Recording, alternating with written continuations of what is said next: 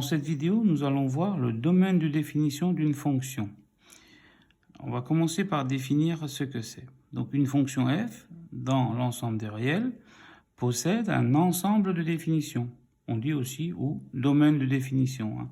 Et on le note df, qui est l'ensemble des nombres réels qui admettent une image par la fonction f. Autrement dit, df, donc le domaine de définition, c'est l'ensemble des valeurs de x pour lesquelles f de x existe. Par exemple, je vais vous donner une fonction f de x égale 2x moins 1. Donc si on prend des valeurs de x dans l'ensemble des réels, est-ce qu'on peut calculer f de x?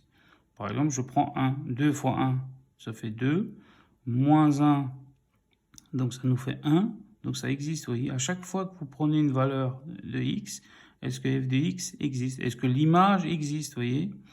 Si l'image existe, eh bien cette valeur appartient au domaine. Donc, pour étudier le domaine de définition, il faut savoir qu'il y a 3 opérations interdites. Donc, quand vous divisez par 0 en mathématiques, on n'a pas le droit de diviser par 0. Ensuite, quand vous avez une racine carrée, bien sous la racine carrée, vous n'avez pas le droit d'avoir un nombre négatif. Il peut être égal à 0, mais il ne peut pas être négatif. Et quand vous avez un logarithme népérien, eh bien, le nombre que vous calculez, eh bien, ce nombre ne doit pas être négatif ou égal à 0.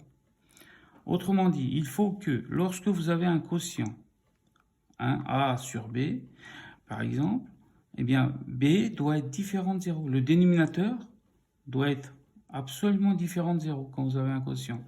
Et quand vous avez une racine carrée, eh bien, sous la racine, le A doit être supérieur ou égal à 0.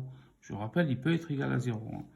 Et pour un logarithme népérien, quand vous calculez le logarithme népérien d'un nombre, eh bien, ce nombre doit être strictement positif. Il ne peut pas être égal à 0, attention. Donc, on va voir quelques exemples. Par exemple, on veut chercher le domaine de définition de la fonction f de x égale 2x moins 1. Eh bien, on peut prendre n'importe quel nombre et calculer son image, vous voyez. C'est pour ça que le domaine de définition, eh bien, c'est l'ensemble des réels. Et vous voyez bien qu'on ne divise pas par 0, il n'y a pas de racine carrée. Tout ici, vous voyez, donc c'est un polynôme du premier degré. Donc les polynômes ont pour domaine de définition, en général, eh bien, l'ensemble des réels. Un autre polynôme, vous voyez, la fonction g de x, moins 4x carré plus 2x plus 3, eh bien, le domaine de définition de la fonction g, on le note dg, eh bien, c'est égal à r. Donc l'ensemble des réels. Donc on peut calculer, on peut toujours calculer, en prenant un x, une valeur pour x, eh bien, on peut calculer son image. Voilà. Prenons maintenant la fonction h de x égale 2x sur 5x moins 10. Ah, là, on a un quotient. Donc, quand vous avez un quotient, il faut faire attention. Pour trouver le domaine de définition, il faut que le dénominateur soit différent de 0. Donc, h de x existe si et seulement si, eh bien, 5x moins 10, le dénominateur, est différent de 0. Donc, on résout l'équation 5x moins 10 égale 0. Je passe le 10 dans l'autre membre, ça fait 5x égale 10. Et j'arrive à x égale 10 sur 5 égale 2. Donc, quelle est cette valeur? Donc, pour 2, pour x égale 2, eh bien, le dénominateur s'annule, vous voyez. 5 fois 2, ça fait 10. 10 moins 10, ça fait 0. Et ça, on n'a pas le droit. Et donc, cette valeur-là, on va l'exclure du domaine de définition. Donc ici, on peut prendre toutes les valeurs dans l'ensemble des réels, eh bien, privées de l'élément 2.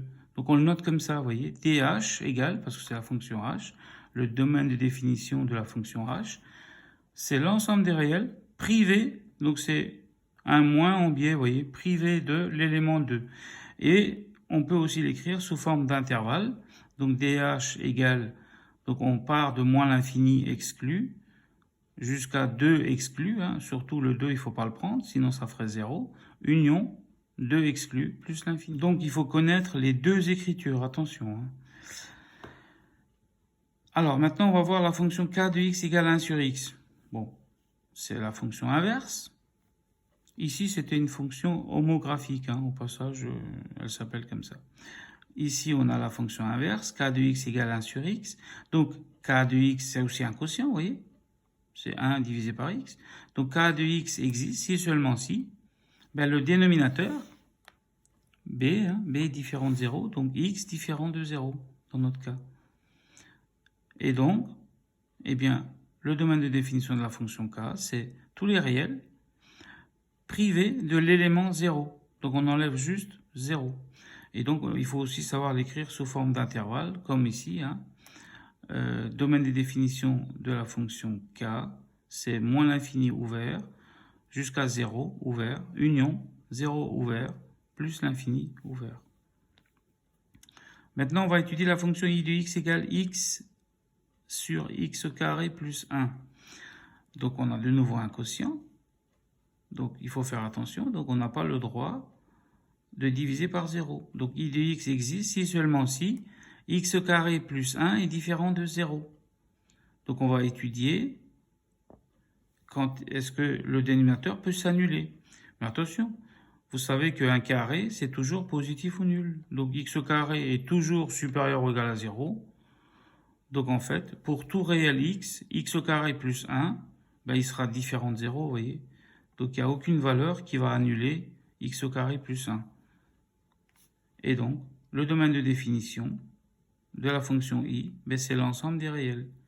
Donc on pourra prendre n'importe quelle valeur dans l'ensemble des réels et on pourra trouver une image. Voilà, parce que le dénominateur ne s'annule pas, vous voyez. Ensuite, on a la fonction j de x égale. Donc on a de nouveau un quotient. Donc 4x moins 5 sur x au carré moins 16. Donc j de x existe, vous avez compris maintenant. Il faut que le dénominateur soit différent de 0. J de x existe si seulement si. Donc SSI, ça veut dire si et seulement si, hein, je le répète. Donc, j de x existe si et seulement si x au carré moins 16 différent de 0. Donc, on résout l'équation x au carré moins 16 égale 0. On essaie de trouver les racines. On essaie de voir si ça s'annule, x au carré moins 16. Eh bien, x au carré moins 16 égale 0, on peut le résoudre facilement. On passe le moins 16 dans l'autre membre. X au carré est égal à 16.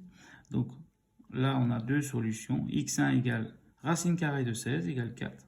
Et x2 égale moins racine carrée de 16 égale moins 4.